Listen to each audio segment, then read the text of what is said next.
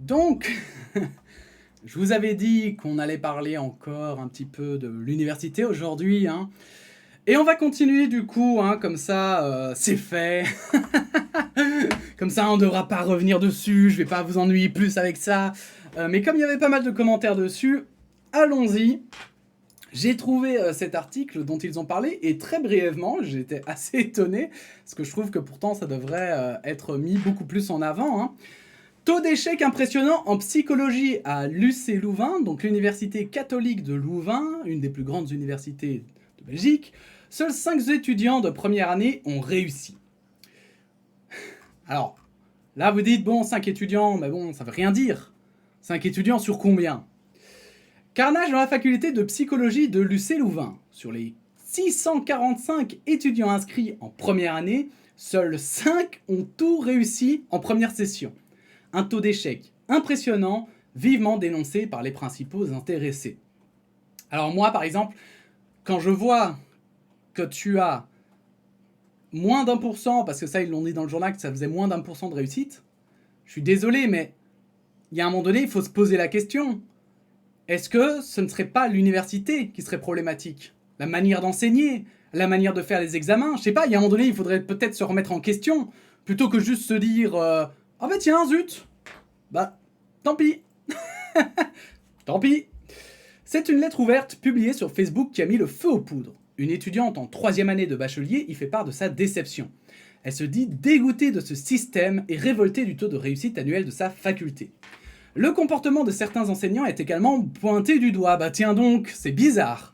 Entre les moyennes à 12, 13 et même 14 pour certains cours depuis que les points négatifs ont été supprimés. Sans parler de celui où la prof ne corrige pas nos questions ouvertes si on n'a pas la moitié au QCM, peut-on lire dans la lettre.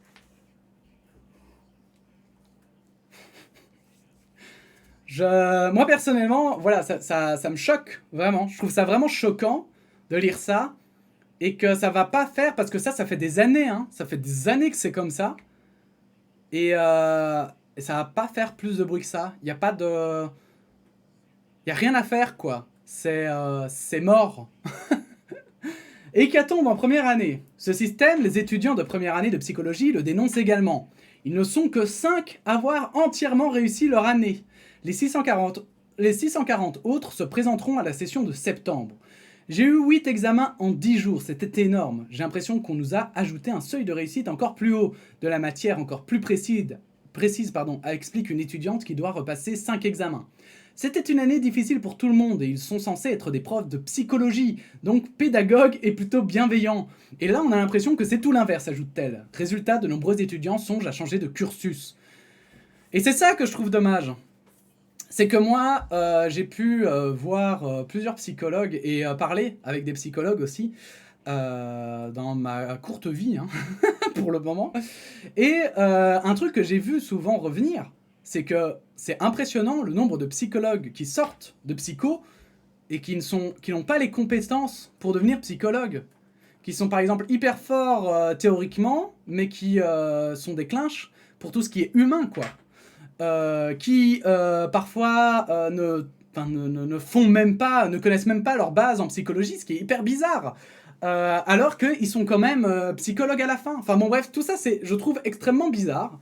Je trouve que tout ça, et je veux dire, quand j'entends ça, pour le coup vraiment, moi-même j'ai déjà été voir des psychologues, un peu de tous les niveaux, que ce soit des privés, mais aussi des publics. Notamment à l'époque, j'avais été voir un psychologue de l'université parce que je savais pas ce que je voulais faire de ma vie. Et ce psychologue, qui faisait aussi conseiller d'orientation du coup, m'avait répondu à l'époque, eh ben écoutez, vous pouvez faire ce que vous voulez. C'était littéralement le meilleur conseiller d'orientation que j'ai eu de ma vie. Et du coup, en fait, et en fait, j'en ai vu aussi parce que quand j'étais plus jeune, y avait des soucis chez moi, dans ma famille. Et notamment, les psychologues avaient dit notamment que tout allait bien, par exemple, parce que je n'étais pas fou. Et c'était bien de voir que effectivement j'étais sain d'esprit et que j'avais pas de problème psychologique. Mais ce qui aurait été encore mieux, c'est de se rendre compte que il n'y a pas que les fous, en fait, qui ont besoin d'aller voir parfois des psychologues ou qui doivent suivre des thérapies. C'est bien aussi de savoir que, en fait, psychologue, c'est pas juste pour les gens qui sont malades mentaux, en fait. Dans le sens strict du terme, du coup. Bref, et c'est pour ça, en fait, que ça m'amène à me poser de réelles questions, parfois, sur l'efficacité qu'a l'université encore d'enseigner.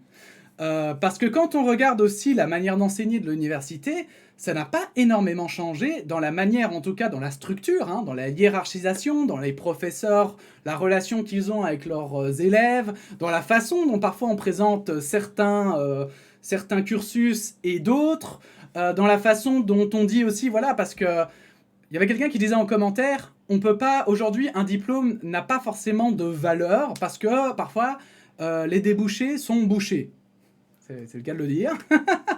Mais moi, je suis pas tout à fait d'accord. En fait, je pense que justement, vu qu'aujourd'hui, les débouchés sont bouchés, en fait, aujourd'hui, quel que soit le diplôme, c'est très compliqué. C'est vraiment très compliqué, à part certains diplômes très spécifiques. J'avais parlé de la chimie, notamment en Belgique, hein, mais il y en a d'autres.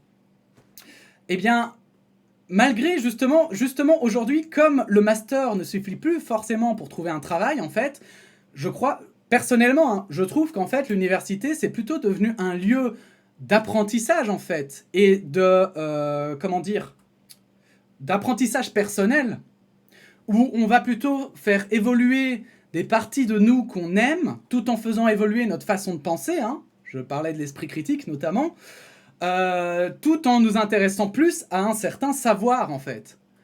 On ne fait plus des scientifiques qui vont connaître par cœur, parce qu'en plus, aujourd'hui, plus que jamais, hein, je vous rappelle que, par exemple, l'ADN a été découvert il y a 40 ans, je crois. Je crois que c'était même moins. J'avais été voir il y a un moment, mais... Donc, la science, aujourd'hui, évolue comme elle a jamais évolué auparavant. Et c'est bien pour ça, d'ailleurs, qu'il y a beaucoup de gens qui sortent de l'université et qui, dans 10 ans, 20 ans, 30 ans, ne seront plus du tout à jour sur les choses qu'ils auront apprises. Bah oui, la science évolue tellement vite. Moi, quand j'étais petit, j'avais un écran cathodique. Un putain d'écran cathodique. Les écrans plats, pour moi, je n'allais jamais avoir d'écran plat. Je ne déconne pas, quand j'étais petit, je pensais sincèrement que les écrans plats, c'était, ouais, quand j'aurais 50 ou 60 ans et que je serais riche, quoi. Oui, parce que j'imaginais encore être riche à 50-60 ans. Bon, ça c'est encore une autre histoire. Mais en fait, aujourd'hui, tu peux pas acheter autre chose qu'un écran plat. Ça n'existe pas. Et en plus, c'est plus économique, enfin, énergétiquement, c'est plus logique, en fait. C'est devenu une norme, en fait. Mais du coup, rien que cette évolution-là, il faut bien avoir conscience, on est passé aussi par les cristaux liquides, hein, les écrans LCD, puis après on est passé, aujourd'hui c'est plus des écrans LCD, je pense, ce sont des mini LED, hein, donc c'est des écrans, je crois que c'est des écrans LED, je sais pas comment ils s'appellent. Bref, si vous êtes spécialiste, hein, dans les écrans, n'hésitez pas. Mais en tout cas, tout ça pour dire qu'en fait, cet intérêt de retenir des savoirs par cœur à un instant T, je ne trouve pas ça forcément accurate. Et j'entendais notamment aussi, par exemple en physique, des physiciens parler de la matière noire. Alors, je sais très bien que c'est plus compliqué, qu'on utilise la matière noire pour tout, et c'est bien ce qu'ils disaient en premier, hein, c'est qu'il faut faire très gaffe à la matière noire, c'est qu'une théorie parmi plein d'autres, et que pour le moment, on n'a pas plus, on sait pas plus si ça existe ou pas que, que des trucs farfelus, quoi, que la présence d'aliens, quoi. Bref. Donc, la matière noire, effectivement, ça reste un fantasme, mais ces gens disent quand même que si ça existe, ça changerait toute la face de la science telle qu'on la connaît. Et il faudrait tout changer, littéralement changer toute la physique. Et en fait, un des points qui m'a toujours choqué dans la science, c'est ce fameux moment où on s'est rendu compte que l'éther, je crois hein, que c'est ça, l'éther représentait un pan de la science qu'on n'avait jamais exploré. Et à l'époque, on croyait qu'on avait réponse à toutes les questions scientifiques. Moi, je l'avais étudié en histoire, mais aussi en sciences, mais très brièvement en sciences, plutôt en histoire. Mais il faut savoir qu'à un moment donné, je crois que c'était au 19e siècle, hein, au début du 19e siècle, on était sûr de tout connaître, tout. Il y avait juste 3 questions qu'on ne savait pas répondre, je ne sais plus les 2 autres, mais c'était sur le point d'être élucidé avec des théories scientifiques et tout, les preuves étaient en train d'être amenées. Et il y avait la 3e, c'était l'éther, où il y avait un grand point d'interrogation, et on se disait juste, bon, bah, avec le temps, on va trouver, quoi. Et en fait, celui qui a trouvé ce qui clochait avec les terres, s'est rendu compte qu'en fait, toutes les théories scientifiques de l'époque étaient à revoir, quoi. Mais toutes! Que tout était à repenser, qu'il fallait revoir complètement toute la théorie. Et il y a des scientifiques à l'époque qui se sont suicidés en apprenant ça. Et à l'époque, il y a des scientifiques qui avaient basé toute leur vie sur ce savoir et qui se rendent compte qu'ils devaient tout recommencer comme un étudiant de première. Et ils se sont suicidés. Alors bon, ne faites pas ça. Si un jour ça arrive, hein, c'est complètement con. C'est le principe de la recherche et du savoir, hein, c'est qu'il évolue tout le temps. Moi, je trouve ça très cool. Mais tout ça pour dire qu'en fait, même ce principe de se dire qu'on connaît, voilà, que pour avoir un diplôme, il faut connaître ça, tout ça, à un instant T, et que ce diplôme reste à vie, moi, ça me paraît extrêmement bizarre. C'est un concept que je trouve très très vieux, en fait. Une année compliquée pour les étudiants. La situation relève du jamais vu, d'après Viviane Chojnak, présidente du bureau des étudiants de psychologie. Elle pointe 2 raisons à cette hécatombe. Premièrement, l'influence de la crise sanitaire qui impacte psychologiquement les étudiants. Deuxièmement, le manque de ressources au sein de la faculté. Nous n'avons pas suffisamment de ressources venant de l'UC Louvain pour assurer un enseignement de qualité, notamment du point de vue des ressources humaines. Donc notamment, et ça c'était dit dans le reportage, mais c'est pas marqué dans l'article, ils expliquaient que notamment ils n'avaient pas assez de correcteurs, mais ça je trouve ça absurde alors de faire des examens comme ça, mais bon, ils n'avaient pas assez de correcteurs pour faire des questions ouvertes.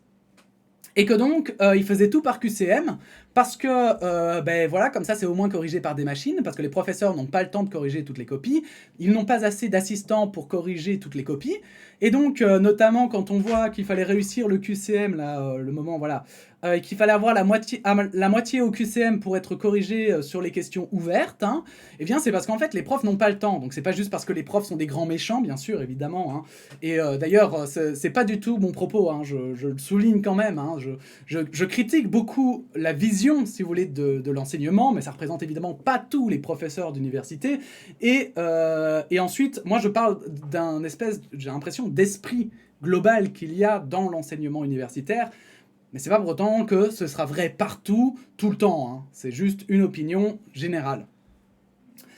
Et donc en fait, ça j'avoue que ça me choque, hein, mais que du coup on ne peut plus faire de questions ouvertes alors que le principe, le propre même de la science de base, hein, ici c'est une science, hein, la psychologie, eh bien c'est justement de pouvoir répondre de manière assez précise et efficace et pas juste normalement, enfin bon bref, c'est vrai que ça me trouble un peu parce que j'ai l'impression qu'on enlève de plus en plus la réflexion puisqu'un QCM, c'est pas à toi de répondre, c'est vraiment, tu choisis celle qui te semble le plus proche de la théorie que tu as appris, et c'est extrêmement triste, je trouve.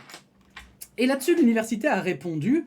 Dans ce communiqué, l'UC Louvain reconnaît une situation atypique. Durant les 3 sessions précédentes de la période Covid, juin 2020, septembre 2020 et janvier 2021, les résultats académiques globaux à l'université ont chaque fois été significativement supérieurs à ceux des années précédentes.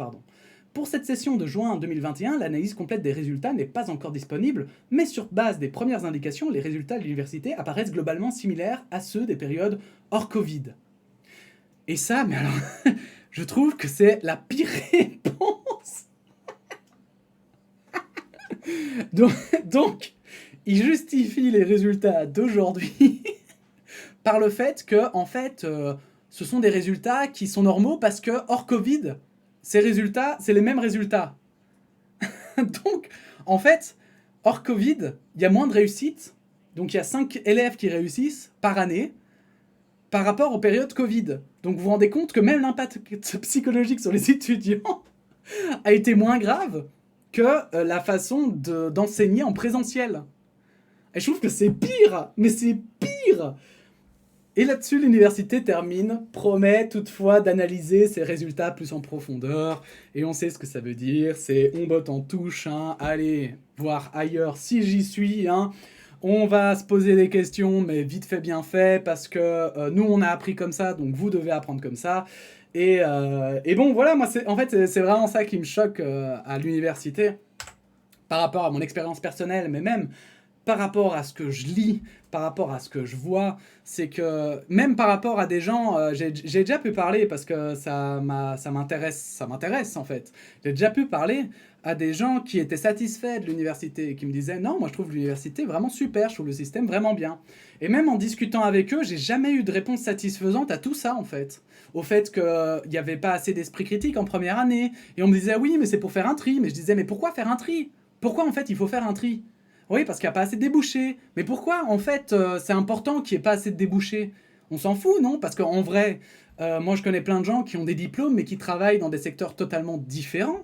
Donc, je vois même pas le souci, en fait. Un diplôme n'est pas gage de trouver un travail dans le secteur. Enfin, en fait, c'est même pas... Enfin, moi, je vois vraiment l'intérêt d'un diplôme d'une manière personnelle, en fait. Ça devrait être une élévation personnelle et pas juste ah ben je fais un diplôme pour pouvoir forcément travailler dans ce domaine-là, quoi. Bref. Donc voilà, c'est un peu mon opinion et je trouvais que cet article était bien pour étayer un petit peu mes idées sur base de faits, du coup, hein. Je rappelle évidemment que du coup c'est une idée générale, hein, que je parle aussi de mon expérience propre, vous l'avez entendu, je l'ai mélangé dedans. Mais qu'effectivement, peut-être qu'il existe de bonnes universités, bien sûr, et de bons professeurs, ça c'est certain, évidemment. Et je vous invite à partager en commentaire, c'est fait pour ça, hein, votre opinion là-dessus. Et puis sinon, si la vidéo vous a plu et vous a intéressé, n'hésitez pas à vous abonner, à liker et à la partager. Et puis sinon, on se dit à bientôt pour de nouvelles actus. Voilà, la bise!